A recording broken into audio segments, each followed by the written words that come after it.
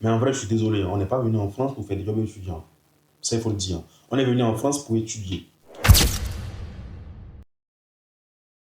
Lors de l'entretien Campus France, il y a deux questions où si vous répondez mal, c'est mort. Directrice, est-ce que l'étudiant coche les cages? Si oui, on le prend. Sinon, on ne le prend pas. Il n'y a pas, d'acceptation miracle. Donc, si ça va peut-être vous choquer, moi je pense que l'entretien Campus France, on vous pose que, en fait, on te demande ce que tu veux faire, en fait. Tu le sais, il n'y a rien à préparer là, en fait. Tu sais ce que tu veux faire. En vrai, ça ne prouve pas, ça n'a rien de sérieux, en fait. Tu as dit la chose, pourquoi tu veux reprendre la chose, en fait? La chose. Ça montre que, voilà, quelque part, tu n'as pas envie d'aller étudier, tu as envie d'aller faire autre chose. Donc, Bonjour à toutes et à tous, bienvenue dans ce nouveau numéro de Jeunes de la Diaspora à cœur ouvert, notre podcast où nous parlons sans filtre, nous parlons vrai des réalités, des parcours et des ambitions des jeunes de la diaspora. Aujourd'hui, nous abordons un sujet qui concerne énormément d'étudiants étrangers, notamment africains, étudier en France via la procédure Campus France. J'ai le plaisir aujourd'hui de recevoir Lawani Rachad, étudiant en master à l'Université Sorbonne Paris. Et avec lui, nous aborderons aujourd'hui les différentes étapes de la procédure Campus France, mais pas que.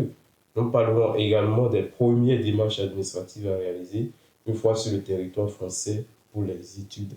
Rachad Lawani, bonsoir. Bonsoir Ricardo, j'espère que tu vas bien. C'est toujours un plaisir d'être là. Et ce plaisir est vraiment partagé. Merci. Alors ce soir, je vais partager ce panel avec Rachad. Nous allons parler, comme je l'ai dit tantôt, des différentes étapes de la procédure Campus France, des démarches, des premières, bien sûr, à réaliser une fois sur le territoire français pour les études. Alors l'objectif de ce numéro déjà, c'est d'éclairer, c'est de préparer, d'informer les étudiants qui envisagent de se lancer dans cette aventure. Rachad Lawani, présente-toi à nos amis. Alors Ricardo, tu me connais déjà, hein, nos amis ne me connaissent certainement pas. Alors moi c'est Rachad Lawani, je suis étudiant en Master 2, un Master en Management des organisations sanitaires et médico-sociales à la Sorbonne de Paris, comme tu viens de l'annoncer au début de la vidéo. C'est un plaisir d'être là. Merci Rachad. Alors aujourd'hui, tu étudies en France, tu es à l'Université Sorbonne Paris Nord. En master, tu es alternant, c'est bien ça? Oui, c'est bien ça. J'ai oublié de le dire tout à l'heure, je suis également en alternance. C'est un master que je fais en alternance depuis la première année, donc en master 1 et en master 2 qui est en cours actuellement. Actuellement, en master 2 actuellement. Bien, c'est bien ça, tu finis très bientôt et tu seras opérationnel. Je l'espère. En même temps, c'est l'objectif. Hein. Je finis dans quelques mois du coup. Rachad, dis-nous, avant ton arrivée en France, au Bénin, qu'est-ce que tu as fait? C'est quoi ton parcours jusqu'ici? Alors, mon parcours jusqu'ici, j'ai fait l'ENA, l'École nationale d'administration du Bénin.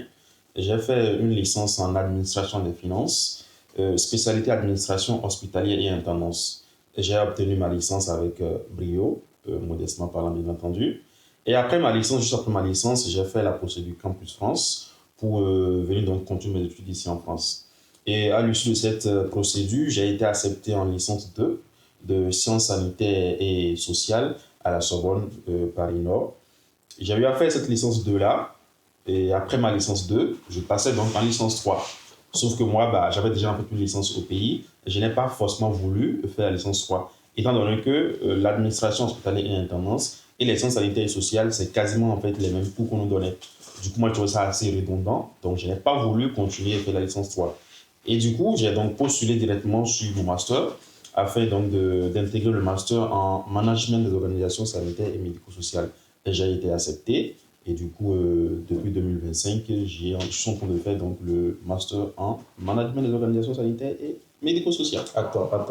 Donc, si je comprends bien, quand tu es arrivé en France, tu as intégré une licence 2, c'est-à-dire une deuxième année de licence. C'est bien ça. Mais tu as pu quitter directement la deuxième année de licence pour intégrer un master 1. Et oui, parce qu'en fait, j'avais déjà en fait validé ma licence au Bénin. Du coup, j'avais déjà le diplôme de licence en administration hospitalière et intendance avant de venir en France. Sauf que l'école a jugé bon de me classer en L2. Voilà, je ne sais pas trop pourquoi. Et du coup, quand je suis arrivé ici, j'ai donc fait valoir mon diplôme de licence pour aller directement en master. Parce que voilà, comme je vous disais tout à l'heure, les cours c'était les mêmes, je ne voulais pas en fait voir la même chose plusieurs fois. Donc je me suis dit, ce n'est pas la peine de faire une licence 3. En même temps, ça n'engage que moi, hein. Et du coup, j'ai donc voulu postuler directement pour un master. Et du coup, j'ai été accepté.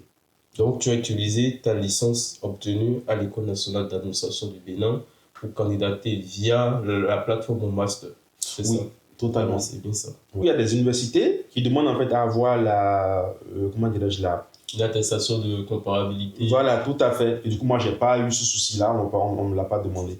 Et du coup, pour les étudiants qui sont dans le cas et qui aimeraient faire un truc comme ça, je vous conseille vraiment d'aller sur Eniknarak ou Eniknarik, je pense bien. Et donc, faire cette comparabilité. Parce qu'en fait, il y a des universités qui demandent et d'autres ne demandent pas. Le mieux, donc, c'est de l'avoir. Étant donné que ça prend des fois du temps avant de sortir. Donc, voilà un peu. Alors, nous allons revenir un tout petit peu en arrière. Rachad, la procédure Campus France, comment tu l'as connue? Comment as-tu découvert une telle procédure grâce à laquelle tu pourrais te retrouver en France pour continuer tes études? Alors, c'est mon grand frère, hein. C'est mon grand frère qui m'en a parlé une première fois de façon très rapide et tout. J'y ai pas vraiment prêté attention. C'est quand il est parti, parce que mon frère également il est en France, c'est quand il est parti. Il est aussi ici, il étudie. Si, il est aussi en France, il étudie également en France. Et du coup, c'est quand il est parti que j'ai compris qu'en fait, c'est qu'il me disait de façon très rapide et tout, c'était un truc sérieux.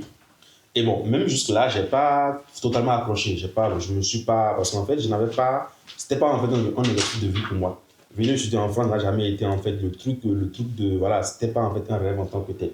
C'est quand il est parti, une fois en fait sur le territoire français, il a vu comment se passaient en fait les choses. Et ben, il s'est dit, franchement, c'est quand même bien que mes frères viennent également afin de pouvoir bénéficier de l'opportunité. Et du coup, c'est lui qui nous en a parlé de façon beaucoup plus détaillée et nous a incité à faire la procédure Campus France. J'avoue que je n'étais pas trop emballé par l'idée parce que voilà, je venais de finir, je commençais à avoir les petits jobs de gauche à droite et tout. Pour moi, la vie était déjà belle, tu vois ce que je veux dire. Et donc voilà, du coup, c'est grâce à lui que j'ai su que voilà, que Campus France existait et comment ça marche. Et c'est même lui qui m'a payé mes 110 000 pour les frais de gestion. Totalement. Parce que moi, en fait, il avait compris que je n'étais pas trop motivé dans l'idée de faire la chose. Mais bon, il a payé les frais, comme quoi, bah, écoute, je paye les frais de dossier et dépose ton dossier. Et donc, voilà, de façon très rapide, comment j'ai su que Campus France existait, que voilà, beaucoup d'étudiants voyageaient via cette procédure-là. Sinon, bien avant ça, je n'avais pas vraiment connaissance de cette procédure. Donc, voilà. Mais c'est quand même bien parce que, surtout chez nous en Afrique, il est vraiment rare d'avoir de ces frais-là, de ces connaissances-là qui orientent. Parce que, on le sait, hein, dans certaines familles, ton frère se serait tu. Il se serait tu, ne t'aurait rien dit, serait parti en France, et bon, voilà. Mais c'est quand même bien, je crois que c'est une bonne action là. Rachad, la procédure Campus France. Oui. Nous allons démystifier cette procédure aujourd'hui. Dis-nous, Rachad, Campus France, tu l'as découverte. Quelles sont les différentes étapes de cette procédure? Quelles sont les étapes que tu as suivies? Quand tu as découvert cette procédure, tu n'es pas allé dans un service déposer juste un dossier avec les 70 000. Comment est-ce que ça s'est passé? Parle-nous des différentes étapes de la procédure Campus France. Alors, la procédure Campus France, déjà notez que c'est une procédure. Et une procédure, à la fin, il y a deux résultats. Soit ça marche, soit ça ne marche pas. C'est déjà ça qu'il faut garder à l'esprit. Et aussi, c'est une procédure, pas de voyage. On le dit, procédure de voyage, mais en fait, c'est une procédure d'étude. Voyager dans le but de faire quelque chose. Et le quelque chose, c'est quoi? C'est les études. Et du coup, ce n'est pas pour venir en France, on fait Campus France. C'est pour venir étudier en France qu'on fait la procédure Campus France. Et du coup, pour commencer déjà, notez en fait les dates clés. Chaque année, il y a un calendrier qui sort où on vous dit à telle date, il y a telle chose à faire, il y a telle chose à faire. Et du coup, la procédure Campus France commence commence très souvent en octobre. Pour ne pas dire tout le temps en octobre. Et du coup, quand la procédure commence, Campus France Bénin, parce que je suis béninois, organise très souvent en fait des séances d'orientation, des séances d'information. Ça commence par là. Aller en fait à ces séances d'information et d'orientation afin de comprendre l'essence de la chose, afin de savoir comment ça fonctionne, comment ça marche. Et une fois que vous avez en fait pris l'information et tout, vous vous lancez. Voilà. Vous êtes allé aux séances d'orientation, on vous dit les documents qu'il faut prévoir, si vous voulez postuler pour une licence 2, en début de cycle, en fin de cycle, en milieu de cycle et tout. Quelles sont donc les procédures et comment on appelle ça, voilà, les tips à avoir, les informations clés à avoir. Et après ça, vous regroupez donc vos dossiers, à savoir les relevés de notes, les diplômes et tout ce qui va avec. Il faut aussi prendre tôt. Parce qu'en fait, il y a des écoles où ils n'ont pas un système voilà, digne de ce nom. Ils pètent des bulletins et tout. Donc, le mieux, c'est de s'y prendre tôt. C'est prendre tôt. Voilà. Essaye d'avoir tous ces relevés. Tous ces relevés de notes et tout, tous ces bulletins, bref, le relevé de notes et consorts, et aussi les diplômes. Les avoir avec vous. Ça, c'est la première étape. Vous avez en fait regrouper tout ce que vous demandez comme document. Si vous n'avez pas encore en fait un niveau d'anglais, et il y a une possibilité de faire une formation en anglais, faites la formation en anglais pour avoir un niveau d'anglais sur un papier. Est-ce que tu connais des centres de formation en anglais? Alors, je pense qu'il y a TBC, je ne sais pas trop, TBC. Ah ouais, je note. Voilà, un truc comme ça. Ouais. Je ne connais pas vraiment la définition du sigle, hein, mais je pense que c'est sûrement TBC, qui dérive donc des attestations d'anglais. Une formation de 1 à 3 mois, je pense. Je ne sais pas trop comment ça fonctionne et tout. Et donc, la voie, c'est un plus parce que beaucoup d'étudiants n'ont pas ça. Et en plus de ça, la procédure, ils ouvrent maintenant la plateforme où il faut en fait aller remplir votre plateforme, remplir votre panier de formation. Et du coup, c'est là. Avant de remplir le panier de formation, commencez donc par vous renseigner auprès des universités. J'ai envie de faire de l'économie, de votre formation, voici les prérequis qu'il faut avoir. C'est quoi les prérequis? Est-ce qu'il y a le niveau de français déjà? Parce qu'en fait, c'est ça, c'est un pays français. Nous, les Béninois, on n'a pas ce problème-là, parce qu'en fait, c'est un pays. Parlons le français, oui, c'est un pays. Est-ce que l'étudiant coche les cases? Si oui, on le prend. Sinon, on ne le prend pas. Il n'y a pas d'acceptation miracle. Donc, c'est une directrice. Est-ce que l'étudiant coche les cases? Si oui, on le prend. Sinon, on ne le prend pas. Il n'y a pas d'acceptation miracle. Donc, si je comprends bien, chaque université, chaque formation a un certain nombre de prérequis que l'étudiant doit forcément posséder. Totalement. Et il le marque bien sur le site.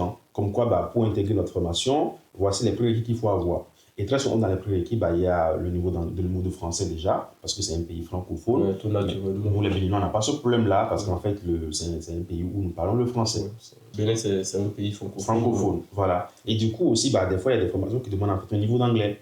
C'est vrai, à l'école, on nous apprend l'anglais, mais en fait, il faut un papier qui prouve que tu as tel niveau d'anglais. Certifie le niveau que tu as en anglais. C'est important. Et aussi, il y a également les matières, les matières phares de la formation qu'il faut avoir eu il faut les faire dans ta formation précédente. Du coup, voilà. Une fois cela, vous vous assurez que vous avez trouvé les universités, vous savez que vous avez en fait les prérequis qu'il faut. Posez-vous la question de savoir est-ce que mon projet d'études est cohérent? C'est quoi un projet d'études? C'est le chemin à suivre pour aller réaliser un projet professionnel. C'est quoi un projet pro? C'est le boulot que vous voulez faire à la fin de votre formation, à la fin de vos études. Et du coup, il faut savoir est-ce que ce que j'ai eu à faire, ce que j'ai fait actuellement, le diplôme que j'ai actuellement, ou le diplôme que je suis préparer et tout, est en concordance avec ce que je veux faire en France. C'est ça. Vous ne pouvez pas en fait avoir une licence en informatique et vous la faire, l'anglais. Vous ne pouvez pas en fait avoir une licence en mathématiques au Bénin et vous la faire en fait une licence en espagnol en France. Vous avez dit qu'il faut en fait qu'il y ait une certaine cohérence entre le parcours qu'on a et le projet d'études. C'est ça. C'est ça en fait. Et du coup, c'est pourquoi on parle de projet d'études cohérent. Attends, donc je ne peux pas avoir par exemple fait la mécanique au Bénin et vouloir continuer en médecine en France? Franchement, non. Sauf si éventuellement, si c'est en fait une continuité du cycle, c'est pas possible. Sauf si vous décidez donc de mettre votre diplôme de mécanique dans un casier et du coup refaire un cursus de médecine. Ou refaire, voilà, du coup là, vous êtes en fait un étudiant qui a déjà en fait un background en mécanique et tout, et qui a envie de faire l'infirmerie. C'est pas interdit, vous pouvez. Maintenant, il faut justifier pourquoi vous voulez changer de domaine. Ça, oui, parce qu'en fait, là, ce n'est plus en fait une continuité, mais c'est une cassure. Là, il n'y a pas de souci. Mais en fait, vous avez fait une licence en mécanique, vous avez fait un master en management des organisations sanitaires médico-sociales. Vous n'avez pas le prérequis. Vous n'avez pas en fait un bagage en management des établissements. Vous n'avez pas en fait le prérequis qu'il faut. Vous n'avez pas fait des matières comme la comptabilité des hospitaliers, tout ce qui va avec. Tout ce qui est le management. Voilà, sauf miracle, vous n'allez pas être accepté. Et du coup, la cohérence du projet, c'est vachement important. Et ensuite de ça, vous choisissez votre formation, vous validez en fait votre panier de formation. Et du coup, vous soumettez le dossier. Et avant de soumettre le dossier, il y a ce qu'on appelle les rétrogradations. Chaque année, quand Plus sort les critères de rétrogradation. Quand on parle de rétrograder, c'est de faire un pas en arrière. Vous avez en fait une licence, vous voulez en fait postuler à une licence 2. C'est possible, cette année ça a été possible, rien ne prouve que l'année prochaine c'est possible. Vous avez en fait une licence, vous voulez postuler en fait pour une première année de licence, dans la même formation. Vous voyez que voilà, quelque part, c'est pas cohérent. C'est vrai que c'est la même formation, mais en gros, c'est comme si vous avez en fait un diplôme et vous voulez repasser le diplôme. Donc, j'aurais en fait, en quelque sorte, si je comprends bien, j'aurais du mal à reprendre une licence 1 dans un domaine où j'ai obtenu déjà une licence. Vous n'avez pas du mal, c'est juste que ce sera mal vu. Parce qu'en vrai, ça ne prouve pas, ça n'a rien de sérieux en fait. Tu as dit la chose, pourquoi tu veux reprendre la chose? Ça montre que voilà, quelque part, tu n'as pas envie d'aller étudier, tu as envie d'aller faire autre chose. Donc là, avec ma licence, je pourrais par exemple prétendre à un Master 1. Bah si, tu as déjà en fait une licence, donc en gros, tu peux donc postuler pour un Master 1. C'est totalement logique. Ou si tu veux, tu peux repostuler pour une licence 3. Parce qu'en fait, là, tu as envie peut-être voilà, je sais pas, de t'acclimater un peu avec l'environnement d'enseignement du pays qui t'accueille. Là, on peut comprendre. Là, tu n'as pas vraiment trop rétrogradé. Vous voyez ce que je veux dire? Donc, c'est un peu ça. Et après ça, bien entendu, vous soumettez votre dossier et vient la phase donc, de préparation de l'entretien Campus France. Et c'est là. Et c'est là le point culminant en fait, de la chose. Parce que tout ce que je viens de dire là, c'est là en fait le monsieur qui vous fait l'entretien, il vérifie si éventuellement le mec il est sérieux, le mec il est cohérent, le mec il sait ce qu'il veut aller faire en fait en France. C'est là où on trouve des personnes qui font la procédure parce qu'en fait voilà, ils veulent juste aller en France parce qu'ils ont appris qu'en France la vie est rose. Donc durant cet entretien là, on me posera des questions sur ce que je m'avais fait en France, sur mon parcours, ou quelles sont les questions qui sont réellement posées durant l'entretien Campus France? Alors, lors de l'entretien Campus France, il y a 2 questions où si vous répondez mal, c'est mort. C'est quoi votre projet d'études? Je l'ai expliqué tout à l'heure. Un projet d'études, en fait, de façon beaucoup plus vulgaire, c'est le chemin à suivre pour réaliser son projet professionnel. En gros, j'ai envie d'être médecin. Quel cursus je dois faire, en fait? Quelles sont les étapes pour être médecin? J'ai un baccalauréat D, un baccalauréat en sciences biologie et consorts. Je fais une licence, pour faire la médecine, j'intègre directement une faculté de médecine. J'ai envie d'être, je sais pas, informaticien. J'ai mon baccalauréat, je fais une licence en informatique. Ensuite, je fais un master en informatique. Et du coup, à la fin, je suis informaticien. Et du coup, le parcours là, pour être informaticien, ça on appelle un projet d'études. Donc, c'est en quelque sorte ce que je viens faire en fait en France comme étude. Voilà. Et ça, ce cursus-là, en fait, doit être cohérent et doit pouvoir me permettre de réaliser mon projet professionnel qui est ce que je veux devenir. Parfait. C'est totalement ça. Okay. Et du coup, lors de l'entretien, il va s'assurer qu'éventuellement l'étudiant qui est en face de lui est bien au courant de la chose et sait concrètement ce qu'il veut et en fait a ce qu'on appelle une chronologie dans les idées. Et du coup, ce qu'il dit, c'est ce qui figure sur son dossier. Parce qu'en fait, lors de l'entretien, le mec, il a ton dossier en face. Hein. Tu lui mets, il sait. Il a ton dossier en face, il sait quelles sont les formations que tu as choisies et il a déjà en fait eu le temps de feuilleter ton cursus en fait pour voir quel bac tu as eu, quelles sont tes moyennes et tout. Donc, en gros, je ne peux pas lui mentir, en fait, il sait. Et du coup, lors de l'entretien, il faut être vraiment décontracté. Il faut pouvoir en fait convaincre il faut être vrai, il faut le convaincre. En fait, c'est une discussion. Il n'est pas là en fait pour te saccager, il est juste là pour vérifier si éventuellement ce que tu dis, ce que tu as écrit, c'est ça que tu dis. Et quelque part, il faut le convaincre. En fait, il faut draguer le monsieur ou la dame qui va en fait. Un peu comme l'entretien d'embauche. D'embauche, totalement. Maintenant, est-ce que tu penses que cet entretien-là, du moins, a une place prépondérante ou pourrait impacter la décision des universités? Oh oui, totalement. Ça impacte, bien entendu. Sinon, ça c'est à quoi de se casser les pieds à faire des entretiens. Il ne faut pas l'entretien juste pour amuser la galerie. Hein. Bah non, ça compte beaucoup en fait. Parce qu'en fait, l'entretien, le mec à la fin, il donne un avis. Comme quoi, bah, j'ai fait l'entretien avec le monsieur, avec l'étudiant, j'estime que voilà, il sait ce qu'il veut. J'espère qu'il a le bon truc. Et bah voilà. En fait, ils font un commentaire. Pour te dire, quand moi j'ai en fait mon entretien et tout, à la fin, le monsieur m'a dit, bah écoute, monsieur Lewani, moi je te vois bien, moi je vous laisse un bon commentaire. Il me l'a dit. Ça veut dire que derrière, il ne le fait pas juste pour dans le vent. Hein. Derrière, en fait, il a un petit rapport qu'il fait. J'ai fait l'entretien avec monsieur Lewani, je trouve qu'il a ci, je trouve qu'il a ça, je trouve que voilà, bon pour accord. Et du coup, voilà. Et du coup, quand tu as en fait l'avis favorable là, quelque part, ça pèse. Déjà, dites-vous, pourquoi en fait on fait l'entretien avant d'avoir les réponses de l'établissement? C'est pas pour rien. Si ça ne servait à rien, on aurait pu les avoir juste avant les résultats. Sauf que pour les établissements, pour ceux qui font en fait la procédure pour les privés, je pense qu'en fait, eux, comme ils ont en fait l'acceptation directement auprès de l'établissement, l'établissement leur fait l'entretien. Vous savez pourquoi? C'est pour savoir si éventuellement le monsieur, ou du moins l'étudiant, il sait éventuellement ce qu'il a envie de faire.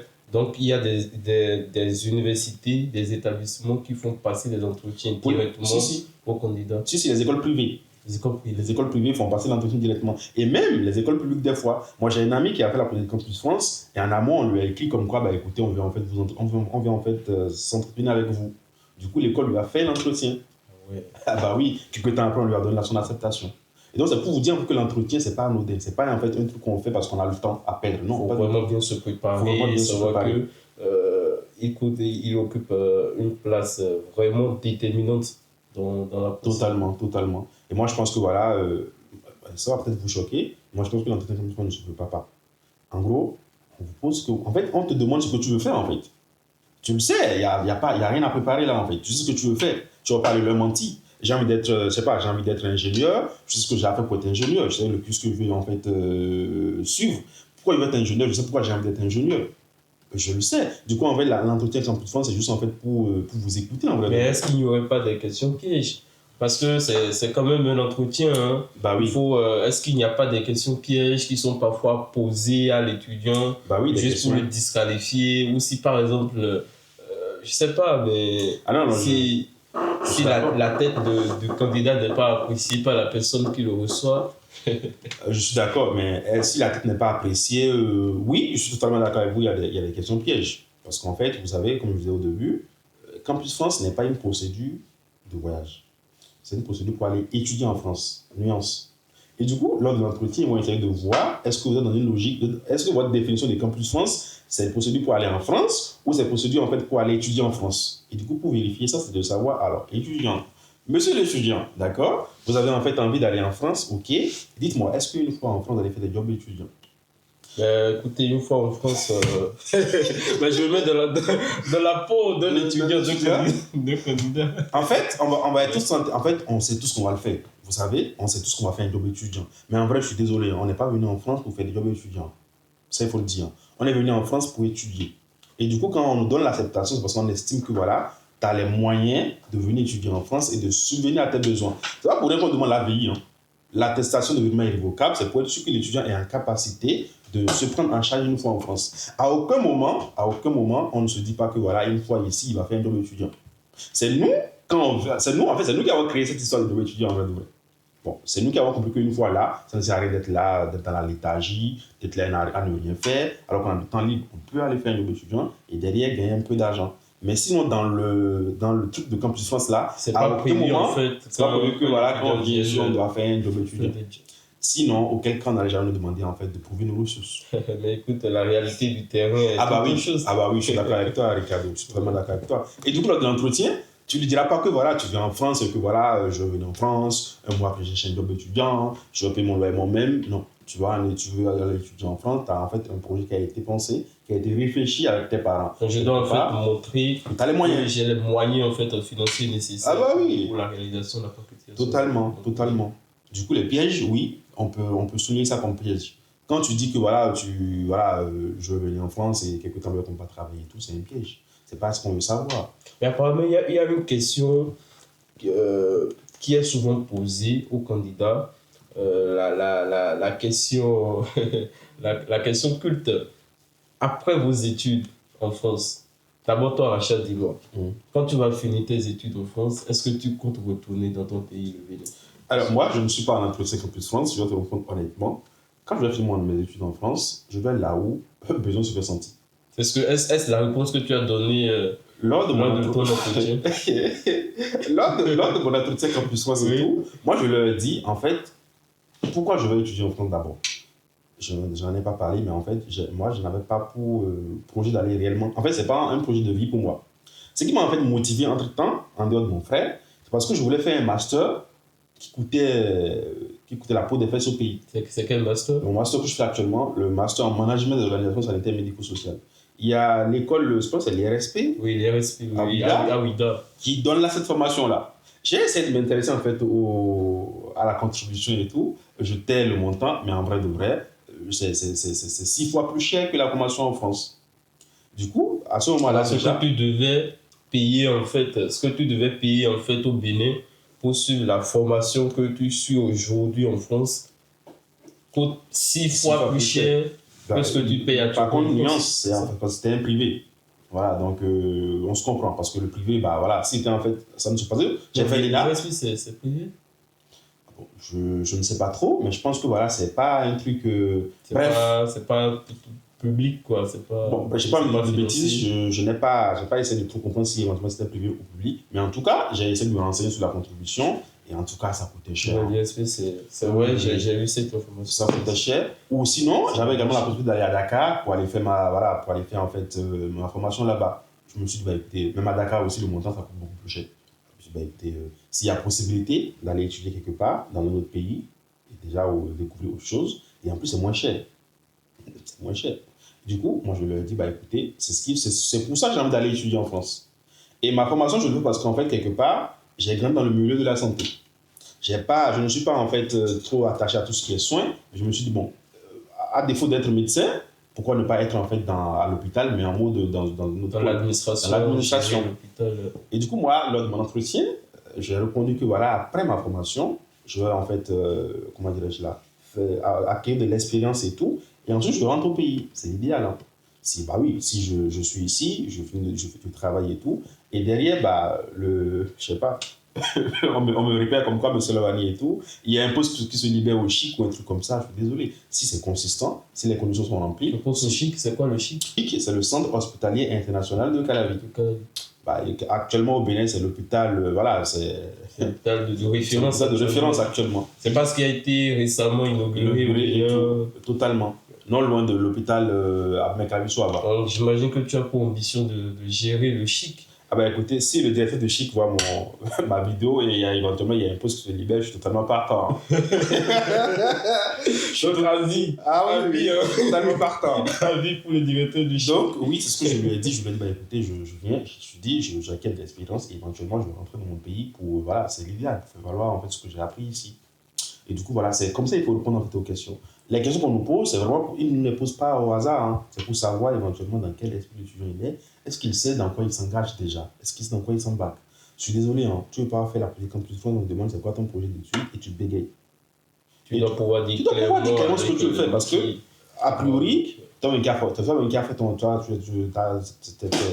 toi qui as constitué en fait ton panier de formation. Donc tu sais que tu as choisi en fait. Et tu ne l'as pas choisi parce que, voilà, en regardant en l'air. Non, c'est dans un but. Tu as envie de faire un truc, donc tu as choisi cette formation-là. Donc, voilà. Merci Rachel pour cette réponse-là. L'entretien Campus France. Après l'entretien Campus France, qu'est-ce qui suit? Alors, est-ce la dernière étape de la procédure? Sinon, après cet entretien-là, c'est quoi la suite des événements? Alors, juste après l'entretien Campus France, vient la phase de stress. La phase de stress. Ah, donc juste là, en fait... Juste là, c'est juste l'entrée en matière. Voilà, on appelle ça les yokro. C'est juste l'entrée en matière. Là, on n'est pas en train de jouer dans la cour des grands. Ouais. Moi, je pensais qu'après juste l'entretien, le lendemain, il y a les réponses. Non, et voilà, tout le monde se prépare pour le voyage. Par contre, c'est possible que tu fasses un entretien aujourd'hui et que le lendemain, tu aies des réponses. Parce qu'en fait, comme je l'ai dit, il y a un calendrier pour Campus France. Et du coup, le calendrier, il y a des gens qui font les entretiens très tard. D'autres très tôt. C'était un conseil aussi. Hein. Si vous avez dit à tout, ne l'envoyez pas, envoyez votre dossier plus tôt. Quand vous envoyez plus tôt, vous avez une réponse plus tôt et vous prenez plus tôt. Et du coup, voilà. Il y a des gens qui font l'entretien vers la fin et du coup, ils le font aujourd'hui, demain, les résultats sortent. Et du coup, la phase de stress, c'est la phase des résultats. Vous avez 7 choix. Un matin, vous vous réveillez, vous avez votre premier refus. Le soir, le même jour, vous avez en fait votre deuxième refus. Donc, les refus s'enchaînent des fois et ça fait peur. Et je vous avoue, parce que j'accompagne également des étudiants dans tout ce qui est postulé Campus France et tout, je vous avoue qu'il est très rare de voir un étudiant qui a 7 acceptations sur 7. Il y en a, hein, mais franchement, c'est très rare. Et même des fois, même avoir 2 sur les 7, c'est rare aussi. Et du coup, très souvent, c'est 1. Tu prends et puis voilà, la vie continue, quoi. Et quand tu prends, tu valides tout de suite, quoi. tu valides tout de suite et tu passes à l'étape suivante. Des fois, on t'accepte aujourd'hui, le lendemain, tu vas sur la plateforme et on te dit... C'est même pas des fois. J'ai eu ce cas pour la vague actuellement. L'étudiant, il a eu l'acceptation un matin Et quelques temps après, on lui dit, bah, écoutez, c'était une erreur, on C'était retire. mieux. Imaginez en fait le truc, le choc de la chose. J'imagine ce stress-là. Ah bah oui, donc c'est la phase de stress, c'est la phase où on ne sait pas concrètement dans quoi on est. Et moi j'ai un truc à dire, hein. Vous savez, comme je l'ai dit au début, c'est une procédure en fait.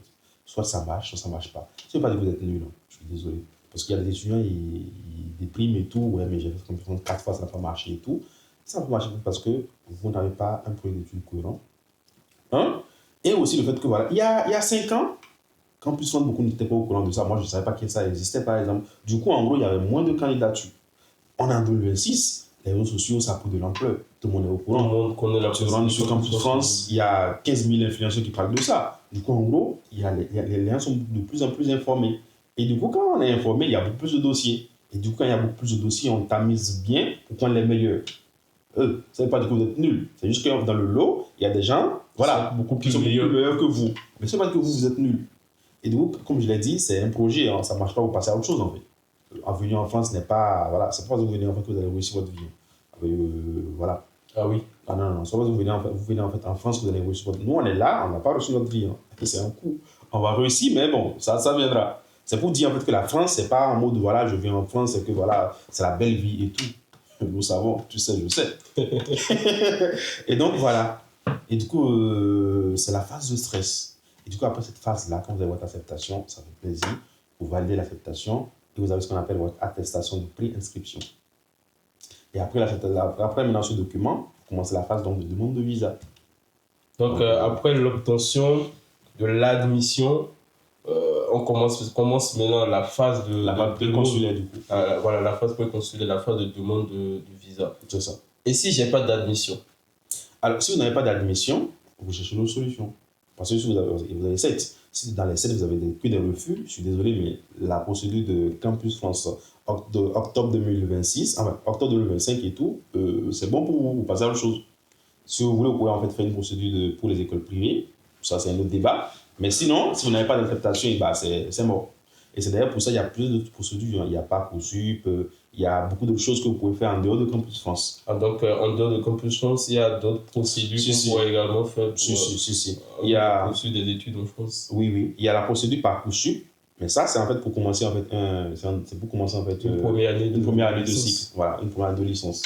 Du coup, ça, en fait, par exemple, l'exemple du mécanicien que vous m'avez donné tout à l'heure, comme quoi bah, il a une licence en mécanique et tout, il a envie de faire l'ingénierie, bah si, il peut faire Parcoursup et recommencer en fait de la première année. Du coup, faire l'instruction des soins infirmiers, ou un truc comme ça.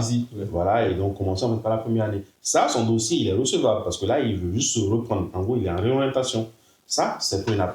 Mais tu fais la mécanique, tu veux faire en fait un master en, je sais pas quoi, en réanimation, et ça ne marchera pas. C'est pas cohérent. C'est même loin d'être cohérent.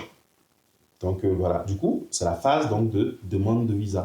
Et du coup, il y a les documents en fait, à regrouper pour aller déposer en fait, sa demande de visa. Parle-nous un peu des documents fournis pour la demande de visa. Pour la demande de visa. Alors déjà, le premier point déjà, c'est d'avoir en fait un document qui dit que vous êtes accepté. En gros, l'acceptation de préinscription. Voilà, l'accord préalable d'inscription. C'est le bon terme. Vous l'avez. Et du coup, une fois l'accord préalable d'inscription en poche et tout, vous allez à Campus France pour faire tamponner cela. En gros, pour certifier que voilà, le truc il est authentique. Quoi. Après, sur France Visa, c'est le Bénin. Hein, c'est pour le Bénin, je ne sais pas, je ne connais pas plein de pays et tout. Il y a un formulaire qu'il faut remplir.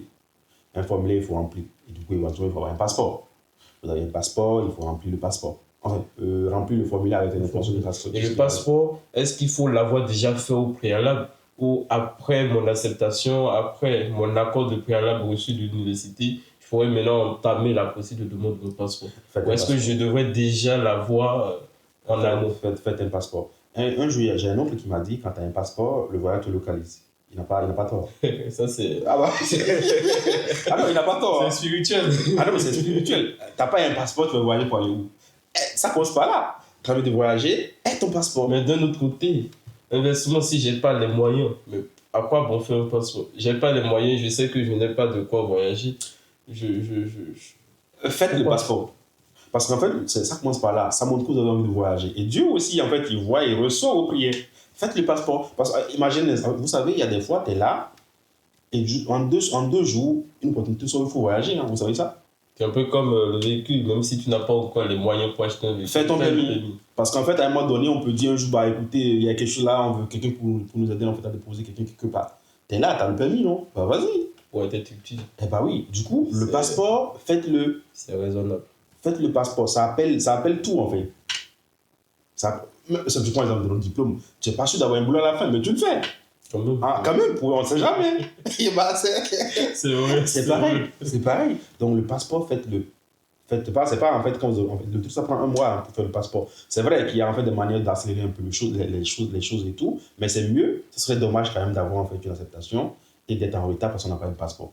Franchement, c'est comment ça? Vous voulez voyager, vous n'avez pas un passeport.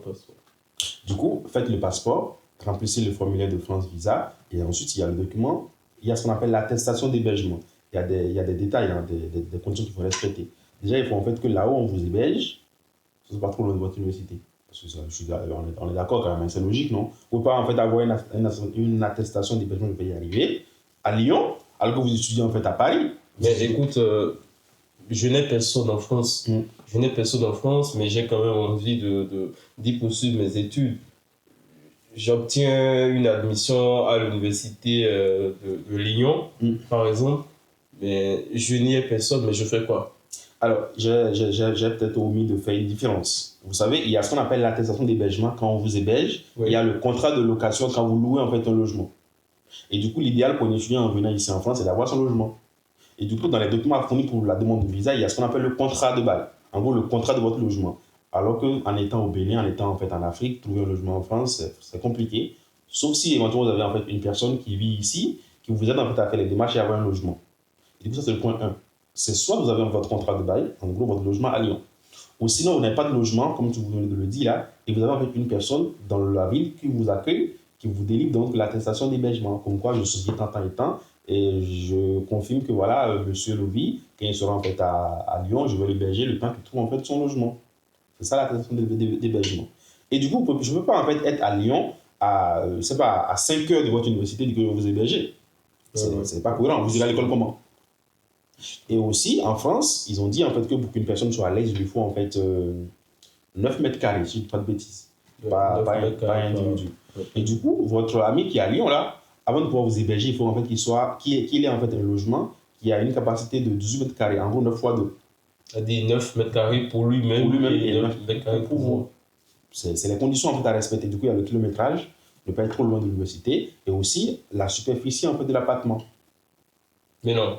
Supposons un instant, je suis accepté à Lyon, je n'ai personne à Lyon pour me déposer, pour me délivrer une attestation d'hébergement. Je n'ai pas non plus les moyens pour louer un appartement, pour louer un logement. Je fais quoi? Il y a plusieurs agences qui délivrent donc les attestations d'hébergement. Il y a même aussi un truc là, j'oublie le nom, c'est un site où on délivre en fait les attestations d'hébergement. Donc pour ça, en vrai, il n'y a pas de souci. Le plus dur, Ricardo, c'est d'avoir une acceptation. Quand vous avez une acceptation, le reste, ça passe crème. Et du coup, il y a un site dont j'étais en train de cogiter tout à l'heure, j'ai complètement oublié le nom du site et tout, où vous pouvez en fait aller et vous payez bien entendu, il n'y a rien de gratuit. Hein. Vous payez pour avoir donc l'attestation d'hébergement dans votre ville. Et ça aussi, un conseil, il faut s'y prendre tôt, parce que vous n'êtes pas les seuls à en avoir besoin. Il y a des gens, quand ça dure, bah, il n'y a plus de place dans votre ville. Du coup, des fois, il y a des villes où c'est plus dans la liste. Et donc, tout ça, en fait, il faut s'y prendre tôt. Même quand vous êtes à Kamchatka et tout, vous allez forcément trouver une solution. Donc pour ça, le problème ne se pose pas. Mais derrière, il va falloir trouver en fait un logement, finalement, parce que vous étudiez à Lyon. La finalité, ça c'est pour demander votre visa. Hein. Mais dans les faits, je suis désolé, il faut que vous ayez un logement. Auquel cas, il faut que quelqu'un vous héberge pour que vous puissiez aller à l'école. Une fois encore, quand plus souvent, ça ne va pas vous venir en France, c'est pour aller étudier en France. Je mets l'accent sur ça. Donc voilà. Et en dehors de ça, donc, il y a ce qu'on appelle l'attestation de virement irrévocable, l'AVI. Là, maintenant, il faut des sous. C'est quoi l'AVI? Alors, l'AVI, en fait, c'est un document, attestation de virement irrévocable. Le banquier atteste que, voilà, monsieur tout en temps a un montant dans tel compte et qu'il atteste lui faire un virement irrévocable. Irrévocable, c'est quoi? On ne peut plus, en fait, voilà. On ne peut plus annuler, en fait, annuler ce virement-là. Du coup, comment dirais-je là, il atteste que, voilà, il a un tel montant dans un compte bancaire et qu'il est donc disposé à lui faire un virement de 615 € chaque fin de mois. Donc, chaque mois, 615 € doivent être envoyés à l'étudiant qui étudier en France. C'est ça, parce qu'en fait, ils estiment que pour que tu sois quand même dans de bonnes conditions en France, payer ton loyer, manger quelque chose, il te faut au moins 615 euros. On est d'accord que toi et moi, on est d'accord que c'est pas suffisant en tant que tel. Justement. Mais bon, ils estiment que voilà, ça peut le faire. Et du coup, il faut que les documents prouvent que voilà, tu as les moyens de, voilà, d'avoir ce montant à la fin de chaque mois. Vous avez vu, hein, ils n'ont pas parlé de job étudiant. Justement. Ah bah non. Du coup, En fait, eux, dans leur plan, en fait, il n'y a pas de job on ne étudiant. veut pas en France pour travailler. Ah non, non, non. Quand tu dis étudier en France, tu es censé avoir les moyens, en fait, Totalement. nécessaires. Totalement. Et du coup, ça, en fait, il faut être en capacité donc d'alimenter votre compte bancaire et d'avoir ce montant-là. J'ai oublié, je ne sais pas trop ce que ça donne. Quand vous faites le calcul, 615 euros x 12. Du coup, en mode pour une première année, c'est ce qu'on vous demande. C'est ce qu'il faut avoir sur le site, autour de 5 millions, 4 millions, tout comme ça. De francs CFA, bien entendu. Et donc, c'est pas du gâteau. Ouais, c'est pas comme une petite somme. C'est ça. Et du coup, c'est là, et aussi, pour l'AVI, également, on parle des garants financiers. Du coup, l'AVI, en fait, c'est quand vous, voilà, vous avez Donc, en fait, l'AVI, c'est la première possibilité. Voilà. La première possibilité pour montrer qu'on a les moyens financiers suffisants. Et la deuxième possibilité, c'est d'avoir donc un garant financier. Ça peut être votre parent, votre oncle, votre cousin, votre frère, tout ce qui va avec, une personne qui atteste, qui prouve que voilà, il a des revenus financiers assez conséquents. Pour que dans ces revenus, il puisse couper 615 euros pour vous et que derrière lui aussi puisse subvenir à ses besoins. Donc cette personne, en quelque sorte, s'engage à financer mes études, à financer mon séjour en France. C'est ça. Du coup, la personne s'engage. Il ne s'engage pas juste sur un papier. Hein. Il prouve que voilà, son engagement il est formel et que son engagement, ça tient la route. Parce qu'en fait, derrière, ce qu'il gagne comme montant, ce qu'il gagne en fait comme salaire, ça fait l'affaire. Donc il doit fournir ses relevés de paye, oui, totalement. Relevés de compte, totalement. Montrer qu'il a suffisamment de moyens pour financer. Si. Et aussi, sa pièce d'identité. Et aussi, on a parlé tout à l'heure de l'attestation d'hébergement, il faut aussi que la personne qui héberge l'étudiant puisse éventuellement fournir son avis d'imposition, bien entendu, et aussi une pièce d'identité. En plus du contrat de bail. Donc voilà un peu. Et du coup, vous voyez, tout ça, ça ne s'obtient pas un matin. Hein. Il faut vraiment en fait, vous prendre très tôt et commencer en fait par préparer ces documents-là. Pas voir qui je peux toucher pour avoir telle ou telle chose. Et du coup, pour la veiller et tout, franchement, il faut les moyens. Donc, moi, je vous conseille de s'y prendre très tôt et d'en parler aux parents. Moi, quand je faisais ma procédure et tout, j'en ai pas parlé aux parents. Parce que moi, je voulais leur faire la surprise et tout. C'est un truc qu'il faut quand même éviter. Parce que voilà, je suis désolé, vous ne savez pas en fait dans quelles conditions vos parents sont, c'est quoi les problèmes qu'ils ont. Il faut leur dire très tôt, papa, moi, je suis en train de faire la procédure telle et telle, j'ai envie de voyager, il nous faut de l'argent. Comme ça, au moins 1 an à l'avance, voilà, depuis octobre, il est au courant que son fils a envie de voyager, il fait telle procédure. Il ne se prépare financièrement. Vous voyez ce que je dis? Et du coup, le mois venu, il sait que voilà, c'est bien prévu, quoi. Donc, c'est un peu ça. Et aussi, il y a des agences qui délivrent l'AVI. C'est très bien, hein. Mais du coup, derrière, faites attention, en fait. C'est tout ce que moi j'ai à dire. Parce qu'il y a des agences, pourquoi s'il faut faire attention? Quel qu'il y a là, quel problème il y a? En fait, il faut vraiment faire attention, en fait, parce que voilà, vous savez, il y a des agences, mais il y a des gens qui ne font pas du bon boulot. Du coup, globalement, faites juste attention par rapport aux agences. Parce que même Campus France également nous sensibilise par rapport à ça. Donc, l'idéal, c'est d'avoir en fait, des moyens, d'avoir en fait, des moyens financiers. C'est ce que le Campus France veut, que vous ayez les moyens financiers, parce que c'est que pour aller enfin, il faut avoir les moyens. Et c'est vrai, c'est pas la portée de tout le monde, malheureusement. Ça fait mal au cœur, mais c'est vrai. Pas la portée de tout le monde. Mais non, j'ai les 615 x 12, c'est-à-dire les 615 euros x 12. Je fais quoi avec? Vous allez à la banque. Je vais à la banque. Vous allez à la banque parce que normalement les banquiers sont au courant que chaque année ils ont ces cas-là. Ils savent comment ça marche et tout. Ils savent comment vous délivrer en fait l'AVI. Donc je vais à la banque, j'explique au banquier. Voilà, j'ai un projet d'études, je vais en France poursuivre mes études. On m'a demandé une attestation de virement irrévocable. J'ai 615 euros x 12. Quelle est la possibilité? Il saura vous orienter, il saura vous dire ce qu'il y a à faire. On n'a pas besoin d'un intermédiaire, on n'a pas forcément besoin de prendre par quelqu'un. Ah non. Si vous avez les moyens, vous avez en fait vos sous, vous allez à la banque, vous leur expliquez le processus, vous dites ce qu'il y a à faire. Donc franchement, il n'y a pas à aller voir quelqu'un. Quand c'est une agence, autant pour moi, oui, vous allez les voir, ils vont vous dire ce qu'il y a à faire. Une fois encore, faites attention. Donc voilà. Merci Rachad. J'ai mon attestation d'hébergement. J'ai mon AVI. J'ai mon dossier complet. Je l'ai déposé au consulat, je l'ai déposé auprès du consulat. C'est quoi la suite? Alors la suite, là, c'est d'attendre. il y a deux types de dossiers qu'on dépose au visa pour demander le visa. Il y a le dossier standard. En gros, un dossier basique que vous déposez. Le montant, il est à autour de 33 000, je ne dis pas de bêtises. Quand vous déposez votre dossier basique et tout, bah, vous allez vous déposer, le truc est déposé en gros. Vous voyez. Et il y a donc l'option VIP. C'est le montant x2. 33 000 x2, 66 000. Un peu comme les conseils. Un peu comme les conseils. Ah bah oui, si vous voulez en fait avoir un café, et c'est ça, hein, je le dis. Attends.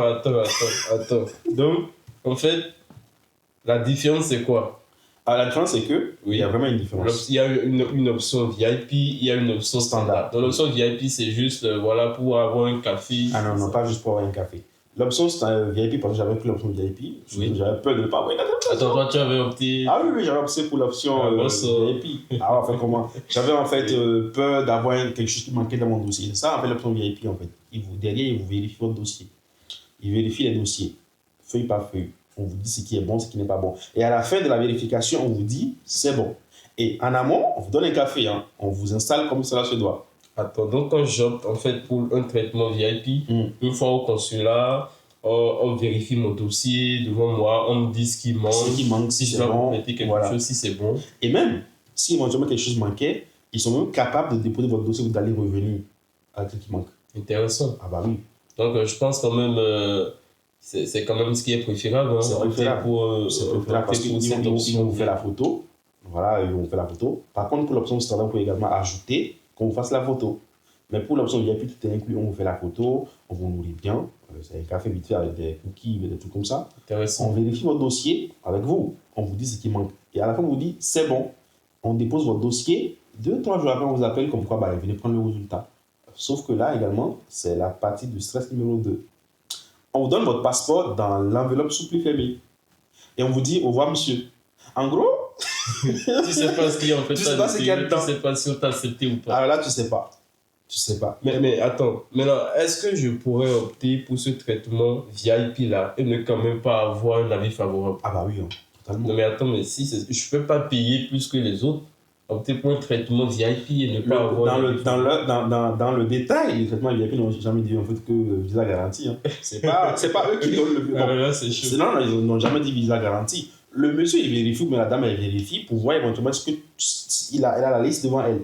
Est-ce que dans la liste, tout est vérifié? C'est pourquoi je parle de... C'est pas elle ne saura pas si la vie, elle est truquée, parce que les gens font des trucs truqués, malheureusement. Elle va pas te dire que... Elle va juste vérifier si tous les documents demandés sont complets, si tu as tout fourni et si ton dossier est au complet. C'est tout ce qui est vérifié. Hein. Derrière, est-ce que le kilométrage, il est bon? Est-ce que, voilà, celui qui t'héberge, en fait, a mis sa carte d'identité et tout? En fait, la copie de sa carte d'identité et tout. Elle vérifie ça. Elle vérifie juste la présence de ce document-là. Mais tout ce qui est kilométrage, temps de trajet, elle n'est pas là pour vérifier ça. Elle n'est pas là pour vérifier ça. Non. Elle vérifie juste est-ce que la liste là, ton dossier est conforme à la liste. Oui. Si oui, elle dépose son dossier. Mais derrière, est-ce que ton entretien Campus France, ce que tu as dit là-bas, c'est pas à elle de voir ce que tu as dit là-bas. Du coup, derrière, quand il veut en fait le visa, il vérifie tout ça. Il vérifie tout ça. Donc, l'entretien que j'ai eu à Campus France, en fait, le rapport de cet entretien-là est utilisé par le consulat. Bah oui, il y a vraiment possibilité que ce soit utilisé. Parce qu'en fait, derrière, c'est ce qui montre à l'établissement que l'étudiant a quand même un truc... Donc, tout ça est pris en compte, en fait. C'est pourquoi dans la procédure Campus France, là, il n'y a rien à négliger, en fait. Faites tout bien. Il faut tout faire minutieusement.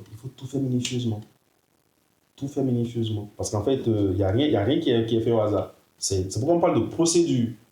Tout ce qui est dans la procédure et tout, c'est important. Ça compte.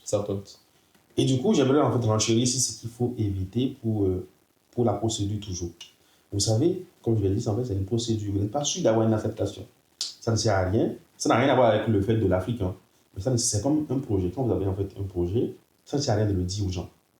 Ça ne sert à rien de commencer à chanter dans les toits. Écoute, moi je vais en France bientôt. Tu n'es pas sûr d'aller en France, mon frère. Tu n'es pas sûr d'aller en France. Hein. Tu es en train de faire la procédure. Tu n'es pas sûr d'aller en France. Ça ne sert à rien de commencer à en parler à tout le monde. Ouais, mais moi je dois aller en France l'année prochaine. De toute façon, moi je ne suis pas là. Et même des fois, il y a des gens qui ont un boulot. Ils vont en fait pas mal travailler au boulot. De toute façon, moi je ne suis pas là. Tu n'es pas sûr de partir en fait. Ça ne sert à rien de commencer par le dire. Sauf que si vous avez une copine. Si vous avez une copine. Oui. J'allais justement poser la question. Il faut lui en parler. Et même, si possible, faire la pause avec elle si éventuellement elle est à l'école aussi. Il faut lui en parler. Parce que ça serait lâche de ne pas en parler avec la copine et un matin vous prenez l'avion. C'est vrai, vous lui avez pas dit, oui, mais bon, si elle est allée aussi à l'école, elle a également les diplômes, pourquoi ne pas lui en parler? C'est vrai. Ah oui, il faut lui en parler. Comme ça, un jour, on dit, ah, moi j'ai le visa. Ne lui brisez pas le cœur. Parce que briser le cœur d'une femme, c'est. Un investissement, hein, ça va dans les deux sens. En même temps, on n'est pas fait en bois non plus. Ça va dans les deux On n'est pas sens. fait en bois non plus. Donc, franchement, soyez dans la confidence, mais il y a des personnes, celui qui est censé financer votre voyage, il faut qu'il soit informé. Si vous avez une partenaire, si vous vous aimez vraiment, si c'est juste pour faire des trucs et tout, ça n'engage que vous. Mais si vous avez une partenaire que vous respectez, que vous aimez vraiment, et qui a vraiment quelque chose entre vous, expliquez-lui la chose. Et si éventuellement elle est également allée à l'école, faites la pause avec elle. Ça coûte quoi? Ça coûte rien. Mais si, voilà. Mais le fait de ne pas le dire parce que le gars n'aime pas la go, hein. Je ne suis pas en train de faire un coup de truc ici. Hein. Bref, c'est juste pour dire que voilà, il y a des trucs, ça ne sert à rien de voyager et de se faire des ennemis. Franchement, ça ne sert à rien. Donc voilà. Il y a des personnes qu'il faut informer. Il y a des personnes qu'il faut mettre dans la confidence. Par exemple, vous ne pouvez pas vouloir voyager et ne pas informer la personne qui est censée financer votre voyage. Ça marche, vous prenez pour qui en fait? Ben justement. Sauf que là aussi, il faut distinguer selon les cas. Il y a des parents qui ne comprennent pas. Quand on leur parle de voyager en France, c'est vrai, on l'a dit, mais c'est onéreux, ça en est clair, c'est cher, ça coûte. Mais en vrai, ça ne coûte pas si cher que ça. Il y a des parents, quand tu ne lui expliques pas bien, ils comprennent. Moi, j'ai déjà eu des cas où, pour des amis, j'ai pris le téléphone pour expliquer on pas comment ça marche. Pour lui montrer qu'en fait, que voilà, c'est vrai que c'est cher, mais c'est pas loin de sa portée, en fait. Qu'il est capable de supporter la chose. Et oui, c'est ça. Quand vous parlez de la procédure à vos parents, il faut leur expliquer la chose. Si vous leur dites, je veux aller en France, il va dire, faites un bac ici. Je parle le fond, hein, excusez-moi ceux qui ne parlent pas le fond. Et du coup, voilà, il faut lui expliquer, papa, là, je veux faire la procédure, mais aujourd'hui que je te parle là, j'ai juste besoin de 110 000. Ne lui dites pas que, voilà, j'ai besoin juste de 110 000. Après, on aura besoin d'argent, ça c'est vrai, mais là, actuellement, j'ai juste besoin de 110 000. Prenez les 110 000, faites la première partie de la chose. Et derrière, mettez la main dans la pâte. Cotisez aussi. Ça fait du bien, d'accord? Un enfant qui a envie de voyager, qui vient dire, papa, franchement, j'ai pu économiser 500 000 francs CFA. Aide-moi avec ce que tu as. Ça fait du bien. Ça motive. Ça motive. Même pour aller, ça motive les parents. Vous voyez, ça motive l'enfant. Franchement, c'est un truc plus tient que. Et même s'il faut aller faire des prêts pour te faire voyager, ils vont le faire. Ben, derrière, il va falloir que tu rembourses. Hein. Ben justement. À moins que tu veuilles partir et ne plus rentrer à la maison. Et donc, c'est un peu ça. Oui. Ah, merci Rachad pour ces vérités-là. Alors, le visa obtenu. J'ai mon visa, allez, c'est parti. Je voyage bientôt, je vais en France pour poursuivre mes études. Qu'est-ce qui se passe après? Alors, vous venez en France. Qu'est-ce qu'il faut faire? Oui. Ah oui, vous voyagez bientôt. Je voyage bientôt, j'ai mon visa, tout est bon, voilà, j'ai un avis favorable. Si. Je voyage bientôt et je connais ma date de voyage. Qu'est-ce qu'il faut faire? Est-ce qu'il y a des démarches? Est-ce qu'il y a d'autres démarches qu'il faut? Oui, il y a des démarches à faire.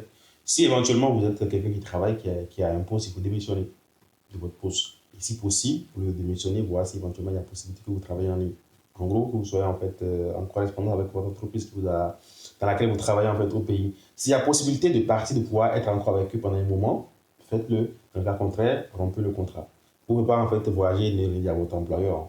Une fois encore, respectez les contrats que vous signez. Vous démissionnez en fait. Et s'il y a moyen de travailler de loin, il y a possibilité, les gens le font. De travailler de loin, vous travaillez de loin. Du coup, vous vous désengagez de tout ce qui est engagement.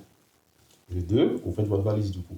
23 kilos x 2, plus 8 ou 12 selon les compagnies.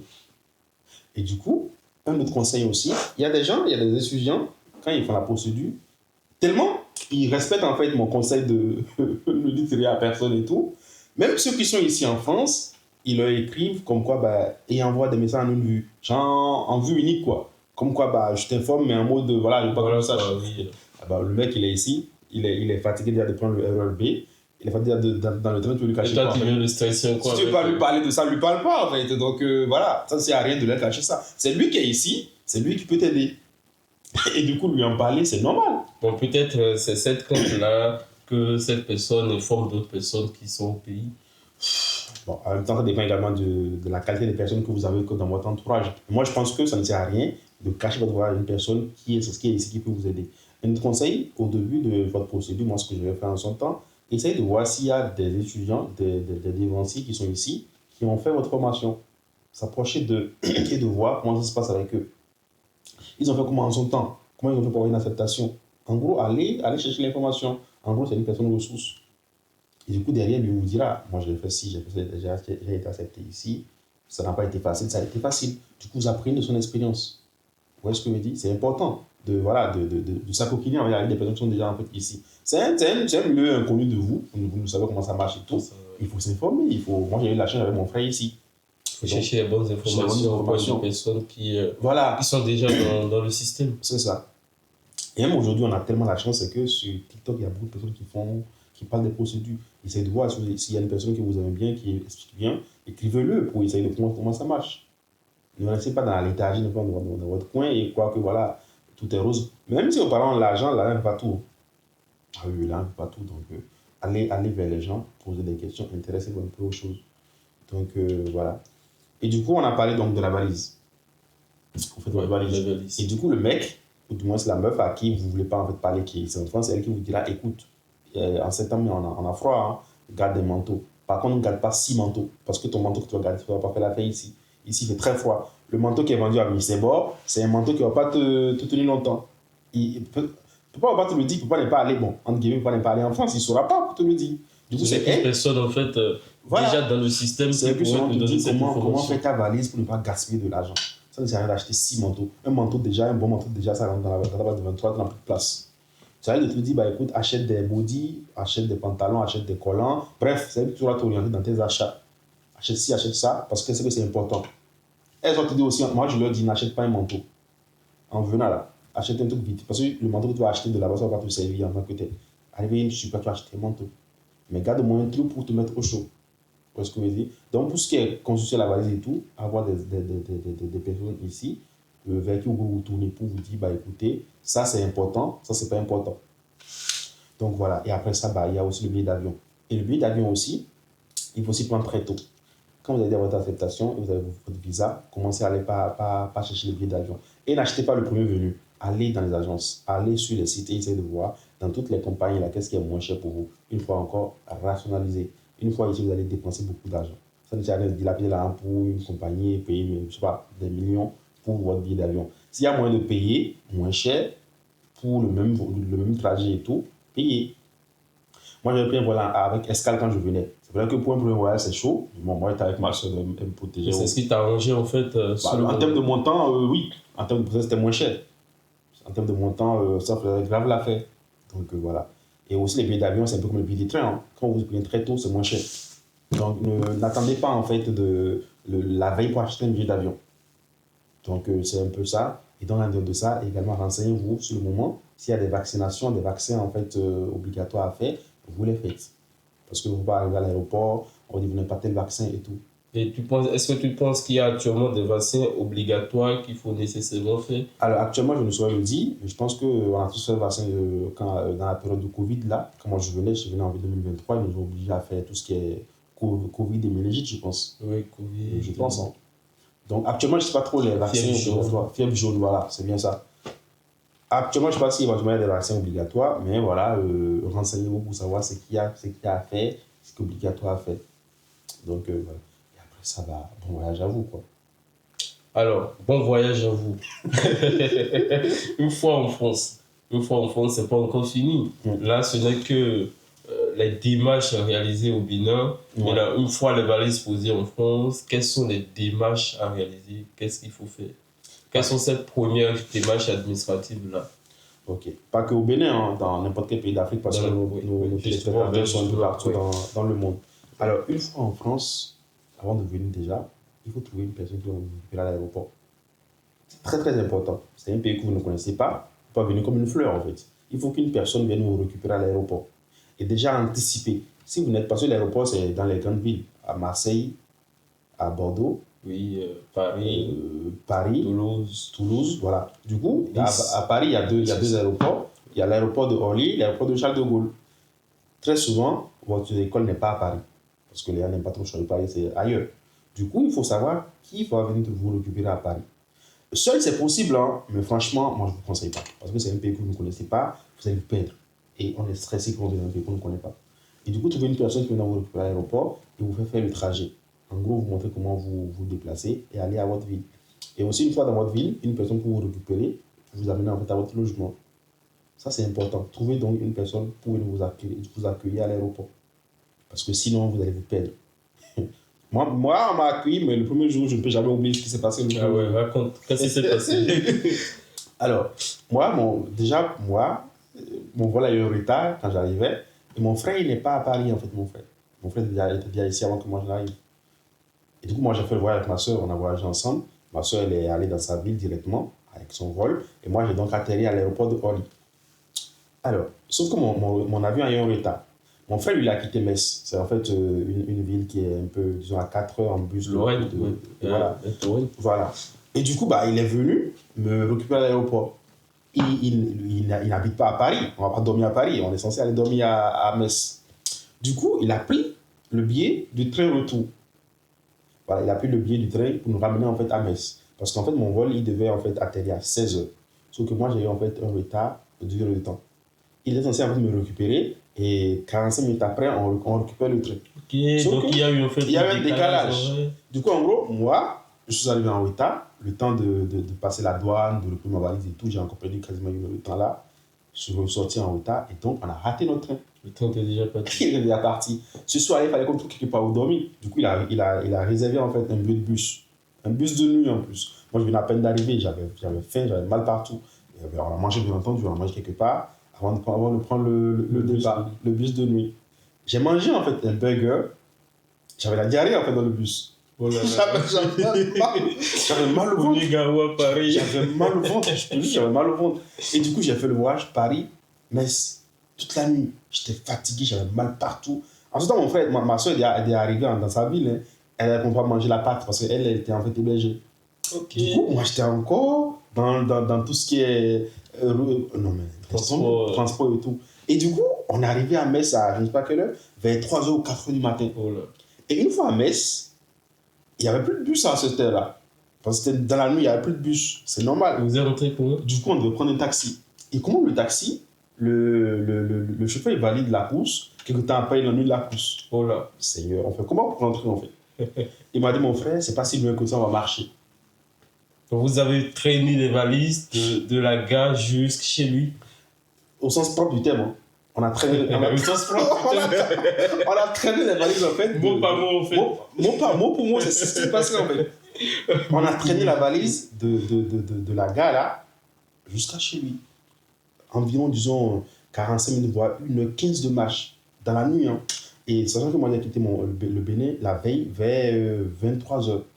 Du coup, de 23h à comment dirais-je là, à 4h du matin. Vous étiez dans j'étais encore dans. Je ne me suis même pas encore installé. Non, mais j'étais mort. J'imagine alors. Et en plus. J'imagine si tu étais seul. Si tu n'avais personne pour venir te chercher à l'aéroport. Bah si, j'allais me débrouiller comment. Et j'étais arrivé vers fin juillet, je pense bien. Et du coup, à Metz, à l'heure là, il faisait encore très froid. Avec la fraîcheur. Metz en plus. Ah bah oui, il fait très froid là-bas. Et du coup, moi, ma valise, le jour où je suis arrivé, les deux valises, ça ne marche plus. Hein. Encore que voilà, en train ballant, c'est normal. Les roulettes ne marchaient plus. Et du coup, quelque part, j'ai chargé ma valise. Je ne peux pas oublier ça. J'ai passé une semaine. Tu as porté ta valise. Ah bah oui. Sur ta tête. Tu me suis dit à un moment donné, tu m'as envoyé ici en fait. Et du coup, j'ai passé une semaine à la maison. Je ne voulais plus sortir tellement j'étais fatigué de 1. J'avais froid. J'ai passé une semaine dans la chambre à dormir en fait, tellement j'étais fatigué. Seulement une semaine après que je lui ai dit, ok, d'accord, on va sortir. À chaque fois, il essayait. Viens, on sort. Non, mais il allait travailler, revenir, je suis encore au lit. Tellement je me levais juste pour faire la cuisine. Et après, je m'endormais tellement j'étais fatigué. C'est seulement une semaine après que moi, je me suis réellement réveillé comme quoi, bah écoutez, je suis là. C'est pour dire que voilà, moi j'avais en fait un frère en plus hein, qui m'a accompagné. Imagine, j'étais seul, j'allais me débrouiller comme ça. C'est très très dangereux. Donc, avoir une personne pour vous récupérer à l'aéroport, c'est important. Ça, c'est le premier point. Une fois installé, donc, vous avez votre logement. Il faut donc faire ce qu'on appelle la validation du visa. C'est impératif, je pense que c'est 3 mois après votre arrivée ou je peux trop. Voilà. Mais il faut le faire. Valider votre visa sur étudiant étranger. Non. Bref, valider le visa. Dans le petit truc qu'ils mettent dans le passeport, c'est écrit où valider le visa. Donc ça, c'est impératif, il faut le faire. Ensuite, il faut avoir une carte SIM française. Il faut aller acheter une carte SIM, avoir un opérateur GSM, essayer de voir dans votre alentour et demander aux gens le réseau qu'ils conseillent le plus. Moi, je suis à la Poste Mobile, je passe, voilà, il y a Bouygues, bref, essayez de voir ce qui est moins cher. La Poste. Voilà, et ce qui marche. Vous achetez en fait une carte SIM. Et en dehors de ça, vous allez en fait ouvrir un compte bancaire. Et du coup, aller en fait aller dans une banque proche, demander aussi aux gens. Posez des questions. Il ne faut pas faire des trucs, oui, c'est moi l'intellectuel, je connais tout. Non. Posez des questions. Il y a des banques qui sont meilleures que les autres, ça c'est clair. En termes de, voilà, d'avantages pour les étudiants. Bah voilà, renseignez-vous et faites aller ouvrir votre compte. Moi, je suis à LCL, à toute fin utile. Vous allez en fait ouvrir un compte bancaire, c'est important. Et une fois le compte bancaire ouvert, vous irez en fait dans votre école. Quand vous arrivez, les jours qui suivent, vous allez dans votre école pour faire votre inscription. Vous faites l'inscription et du coup, vous payez en fait la CVEC. La CVEC, chaque année, le prix augmente. Je pense que là, on est à 103 ou 105, je n'ai plus. Voilà. Chaque année, le prix augmente. Vous payez votre CVEC et tout, et vous payez votre contribution. Et derrière, il faut avoir une personne qui a une carte bancaire. Parce qu'en fait, vous venez à peine d'arriver, vous avez demandé le niveau de votre compte bancaire, ça ne soit pas le lendemain. Donc, il est possible que vous n'ayez pas encore votre carte bancaire. Et du coup, derrière, si vous avez en fait un ami, un frère qui a une carte bancaire, qui vous aide en fait à payer votre contribution. Comme ça, vous avez en fait votre carte d'étudiant. Et après que vous avez votre carte d'étudiant maintenant, vous allez commencer en fait par chercher un travail. Même avant ça, vous allez en fait vous déclarer sur Amélie pour avoir un numéro de sécurité sociale. Un numéro de sécurité sociale. Parce qu'en fait, sans le numéro de sécurité sociale, vous ne pouvez pas en fait travailler. Donc du coup, sans le numéro de sécurité sociale, il ne faut pas travailler. Il n'est pas possible de travailler en France. En tant que dans le loi, oui, mais bon, ça, je n'aime pas trop m'attarder dessus. Mais en fait, il faut le numéro de sécurité sociale pour travailler. Et du coup, vous faites la demande de numéro de sécurité sociale et aussi, comment dirais-je là, en dehors de travailler, c'est aussi important pour tout ce qui est santé. Voilà, vous allez à Amélie, vous vous déclarez. Bénéficier des soins de santé. Des soins de santé. Ensuite, vous faites vous faites la demande de la complémentaire santé. Vous êtes étudiant, vous demandez la complémentaire santé et aussi la sécurité sociale, comme je viens de le dire tout à l'heure. Et en dehors de ça, vous faites la demande de votre carte vitale. La demande de la carte vitale aussi pour avoir les soins de santé pris en charge à 100%. En plus, la complémentaire, ça prend ça à 100%. Parce qu'en fait, quand vous avez le numéro de sécurité sociale, tout court, c'est 75% chaque fois le mois. Avec la complémentaire, ça couvre le reste. Et du coup, avec la carte vitale, c'est un mode de... comme un mode de paiement. Entre guillemets. Voilà, donc c'est juste ça. Et du coup, après ça, vous commencez donc par chercher un boulot. Et derrière, vous allez à l'école. Pour ce qui est du boulot, pour ce qui est du job étudiant, Rachad, est-ce difficile d'avoir un job d'étudiant aujourd'hui en France? Alors déjà, rien n'est facile dans la vie. Ça, il faut être clair là-dessus, rien n'est facile. Il y a des gens qui viennent. Moi, ma soeur, par exemple, elle est arrivée à peine... à peine une semaine, non? Elle a commencé en fait par travailler. Attends, déjà, il faut déjà une semaine après son arrivée en France, elle a eu un job étudiant. Elle a eu un job étudiant. Et on lui a dit, Madame Lawani, vous avez un job, on attend que vous ayez votre numéro de sécurité sociale et vous commencez. Du coup, en gros, elle a eu son job. Même avant d'avoir le numéro de sécurité sociale. On lui a dit, elle a eu le numéro pour commencer. Du coup, voilà, sa chance à elle. Moi, parce que moi, quand je suis arrivé, je devais en fait étudier à Paris. Donc, je suis resté avec mon frère à Metz pendant un mois, parce que je suis allé plus tôt. C'est pendant un mois, je suis venu à Paris, j'ai intégré mon logement. C'est un mois après l'intégration de mon logement ici que j'ai trouvé mon job. Du coup, en gros, 2 mois après. 2 mois après. 2 voire quasiment 3 mois après. Donc, voilà. Et du coup, le job étudiant, ça dépend. On ne veut pas dire que c'est facile. Parce qu'en fait, de nos jours, c'est difficile à trouver. Et parce qu'il y a quand même un grand nombre de personnes. C'est ça. Il y a un grand nombre de personnes. Et ce qui marche très souvent, c'est en fait une personne qui travaille bien quelque part et qui glisse votre CV. Ça marche comme ça. Combien ils font ça? Les gens sont dans une question de ouais, j'ai pas envie qu'il vienne dans mon boulot, il va me gâter mon boulot et tout. Bref. Il va prendre ma place. Prendre ma place et tout. Bref, ça, c'est des trucs de. Voilà. C'est des trucs. Voilà. Bref. Du coup, vous faites en fait votre CV pour commencer à pas chercher un job étudiant. Et franchement, il n'y a pas à dire ouais, mais j'ai cherché, j'ai pas trouvé. T'as cherché combien de fois? Il y a des gens qui viennent, une semaine après, ils disent ouais, mon job, j'ai pas trouvé de job. Tu n'as pas cherché. Il a cherché ce job pendant 3 mois, il ne trouve pas. Donc, en gros, vous persévérez. Même une année. Même une année. Il y a des gens qui viennent, qui cherchent. Bah oui. Et qui n'en trouvent pas. Et du coup, quand vous venez, vous en faites votre. Voilà. Vous aurez le temps, hein, parce que l'école, vous n'êtes pas allé à l'école tout le temps non plus. Et justement. Le temps, donc vous postulez, vous allez déposer des dossiers. Vous faites, il y a beaucoup de plateformes. Il y a Indeed, il y a. Bref, et comment on appelle ça? Bref, Et il y a le work. le work et conseil, il y a beaucoup de trucs que vous pouvez en fait LinkedIn déposer. aussi. Voilà, pour en fait faire les demandes de job. Et du coup, une fois le job en poche, vous allez essayer donc de voir comment essayer de mettre ensemble les études et le job pour ne pas avoir à perdre de vue votre objectif. Une fois encore, vous êtes là pour étudier. Donc voilà. Merci Rachid pour cette démystification de la recherche du job étudiant en France. Rachid, est-ce que tu penses qu'il y a des associations en France, qu'il y a des organismes en France qui accompagnent les étudiants étrangers dans leur démarche administrative, que ce soit pour tout ce qui est de la recherche du job étudiant, que ce soit pour aussi le renouvellement du titre de séjour, on va y revenir, mais déjà pour tout ce qui est la recherche du job étudiant, est-ce que tu penses qu'il y a des associations ou des organismes qui accompagnent les étudiants étrangers? Alors, des associations ou des organismes qui accompagnent les étudiants étrangers. Oui. Déjà, il y a l'université. À l'université, il y a le service social. Il faut un peu de tout, hein. Tout ce qui est logement, côté financier. Et même des fois, si elle est gentille, elle vous donne en fait des pistes pour aller trouver des jobs étudiants. Donc ça, c'est une première source d'information.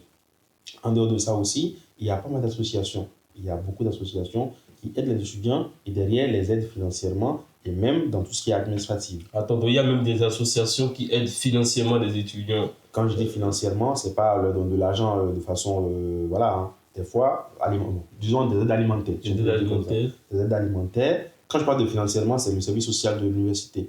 Quand vous êtes dans un public, il y a ce qu'on appelle l'aide ponctuelle.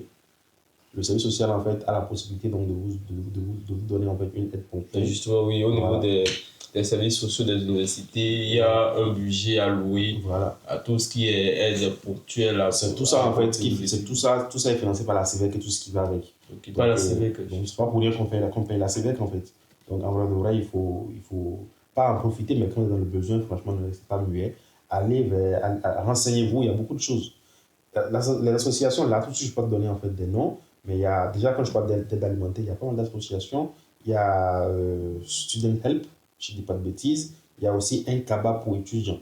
Oui. Je suis même bénéficiaire. Ah bah oui, totalement. Je suis bénéficiaire de l'association un cabas pour l'étudiant. Je suis également bénévole à l'association Student Help. Student Help. Oui, donc oui, c'est une association qui aide les étudiants. Pas que pour les paniers repas, hein, mais aussi dans tout ce qui est réseautage, tout ce qui est, même à Deloitte, très souvent, ils font des séances où voilà, les employés de Deloitte essaient de relire les CV pour essayer de voir éventuellement si le CV est, voilà, pour donner plus de chances aux étudiants dans tout ce qui est décroché dans les entretiens. Donc oui, l'association, franchement, il y en a. Une fois encore, renseignez-vous, franchement. Google, c'est votre ami. Hein. Renseignez-vous, il y a trop de choses. Il y a même la PEC aussi qui propose même la relecture des CV, des entretiens. Il y a aussi l'article 1 qui vous met en relation avec une personne qui est dans votre formation et vous donne des mentors.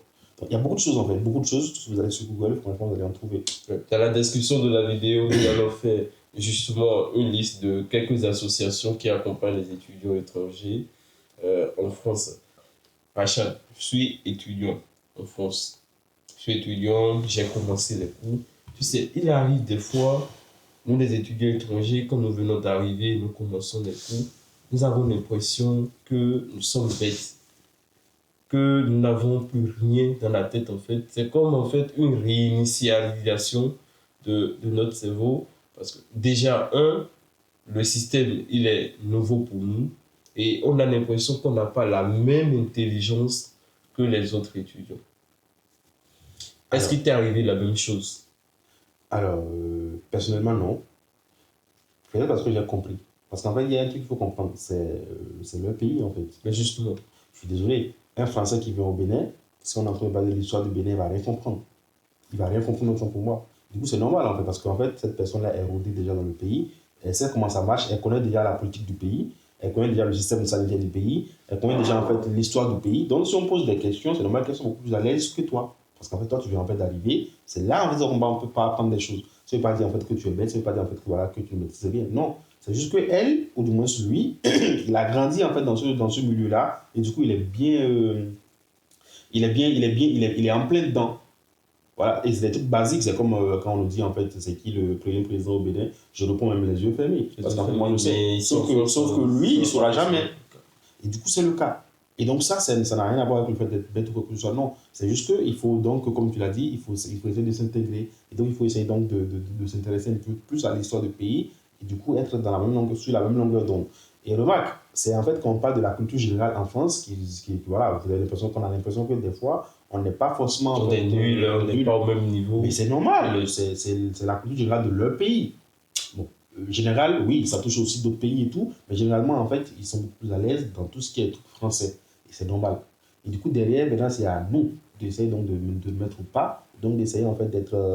de nous cultiver, de faire des recherches. Donc, sur le pays et des pays voisins. Et donc ça, moi, j'ai pas eu ce souci-là, parce que j'ai compris peut-être que c'est normal avec cette personne-là, il maîtrise telle chose plus que moi. Sauf que vous allez remarquer, vous allez sûrement remarquer et tout, mais quand on est dans le vif du sujet, de tout ce qui est coût et tout, vous voyez très vite en fait que voilà, vous avez un potentiel qu'ils n'ont pas. Bon, qu'ils n'ont pas, j'abuse, mais en gros, vous vous retrouvez, vous ne jouez pas de toute façon. En tout cas, mais justement, parce que déjà en Afrique, on a connu pire. Hein. On a connu pire. Donc voilà, vous vous en sortez haut les mains quand il s'agit en fait de faire des devoirs et tout, d'aller composer et tout, vous répondez très bien aux questions. Ça veut pas dire, là, c'est une fois que vous n'êtes pas bête, c'est juste que voilà, il y a des sujets sur lesquels vous n'êtes pas à l'aise. Et c'est normal en vrai de vrai. Derrière, c'est à vous de faire le travail qu'il faut pour y remédier. En gros, vous cultivez, vous intéressez donc à l'histoire du pays.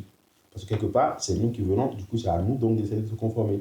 Parce qu'en fait, quand on les prend, on va les mettre également au Bénin, ils ne vont pas se retrouver. Le Bénin a combien de communes, ils ne savent pas. Vous voyez ce que je veux dire? Parce qu'en fait, ils n'ont pas cette information-là. C'est ça. Dans le Bénin au pouvoir, quand ils ne savent pas. C'est quand les élections présidentielles, ils ne savent pas. Sauf que quand on va le demander pour la France, elle va répondre très vite. Parce que cette personne-là est informée, mais nous, on n'est pas informés. Et du coup, ce n'est pas une question d'on est bête, non. C'est juste que voilà, on n'est pas informés en fait. Ce n'est pas notre pays, on n'a pas grandi on n'a pas grandi en France, donc voilà. C'est normal qu'on n'ait pas en fait les mêmes informations. Mais ce n'est pas une raison, c'est pas une raison pour ne pas savoir les trucs basiques en fait. Du coup, derrière, c'est à nous d'aller chercher l'information, c'est à nous de nous renseigner. Donc, alors, merci Rachad pour ces réponses, pour toutes ces vérités-là. Je crois que nous avons parcouru toutes les questions que se posent les étudiants ou même les personnes qui envisagent de venir poursuivre les études ici en France. Rachad Lawani, nous allons nous arrêter là ce soir, mais quels sont les conseils que tu pourrais donner à tout étudiant étranger ou à toute personne encore aujourd'hui en Afrique, mais qui envisage de venir poursuivre ses études ici en France? Alors, le premier conseil que j'aimerais en fait donner, c'est déjà d'avoir confiance en soi. D'avoir confiance en soi parce qu'en fait, la confiance nous fait déplacer des montagnes. Être confiant, être en capacité de se dire je peux le faire, je vais le faire, je dois le faire. C'est très important. Et en dehors de ça aussi, il faut qu'on essaie de cultiver, comment on appelle ça? Il faut qu'on apprenne à parler de nos réussites. Parce qu'en fait, chez nous, on a il faudrait qu'on apprenne à nous mettre en valeur. C'est très important. Mettre en valeur nos accomplissements, nos réalisations. Il faut en parler. Très, très important. Parce qu'en fait, quand vous êtes dans une logique où, de toute façon, c'est rien, vous allez aller quelque part où ce que vous avez fait, vous trouvez que c'est rien, quelqu'un d'autre le dira avec une certaine aisance, avec une certaine éloquence, vous dites, mais attends, j'ai fait ça aussi. Bah, mais on n'a juste pas su mettre en valeur. Tu n'as pas su mettre ça en valeur. Ces choses-là. Et du coup, vous allez remarquer en fait qu'au pays, dans nos pays africains et tout, le réseau social LinkedIn, c'est pas en fait un réseau où on est vraiment actif. Parce qu'en fait, on se dit, bah écoute, de toute façon, c'est les gens qui ont les vrais diplômes qui sont là-bas. Alors qu'en réalité, c'est une pépite. Non, c'est une pépite, il faut en profiter. Là, par exemple, c'est en fait, parce que moi, j'étais habitué en fait à notre émission. Si je n'étais pas habitué, bah, je suis désolé, demain, j'en parle. Alors, hier, voilà, j'ai donné en fait, une interview dans l'émission Les jeunes de la diaspora à cœur ouvert. On a parlé de telle chose et tout. C'est un accomplissement. C'est quelque chose d'intéressant.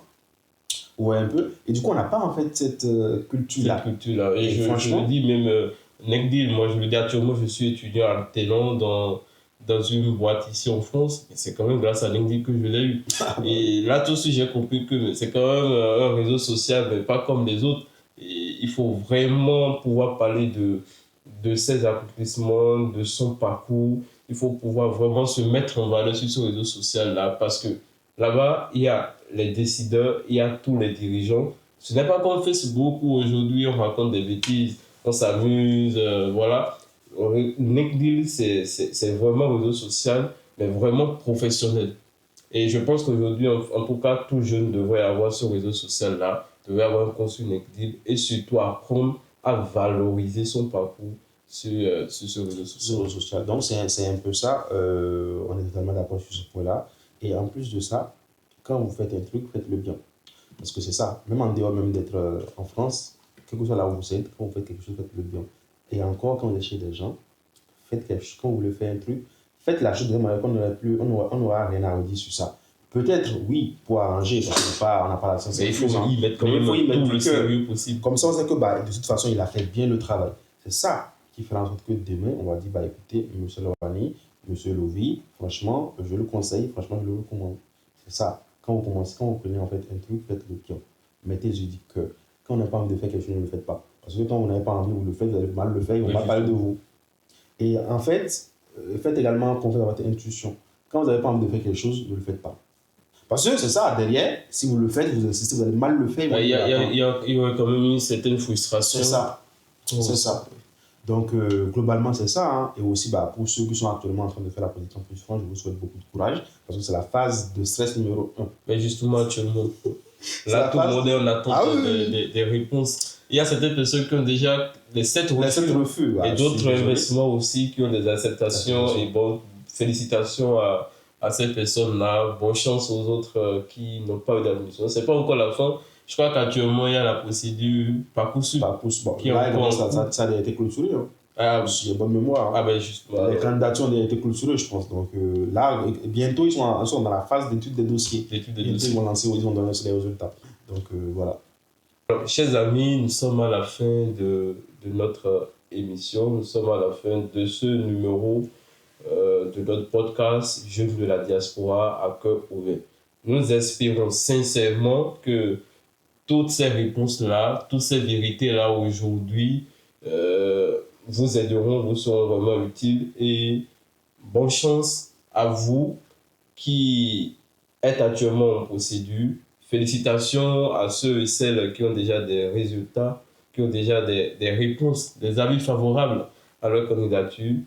Et du courage à ces personnes-là qui malheureusement n'ont eu aucune admission. Nous nous retrouverons dans un prochain numéro qui, je vous rassure, sera encore plus intéressant. Rachad Lawani, ce fut un plaisir.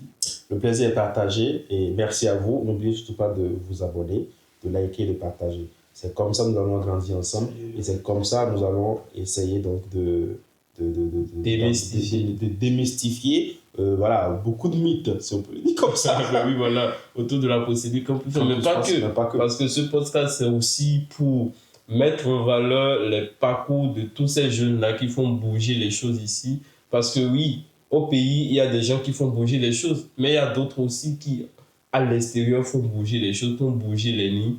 Et dans ce podcast, nous mettons en valeur les parcours de ces personnes-là. Nous parlerons des réalisations de tous les jeunes de la diaspora.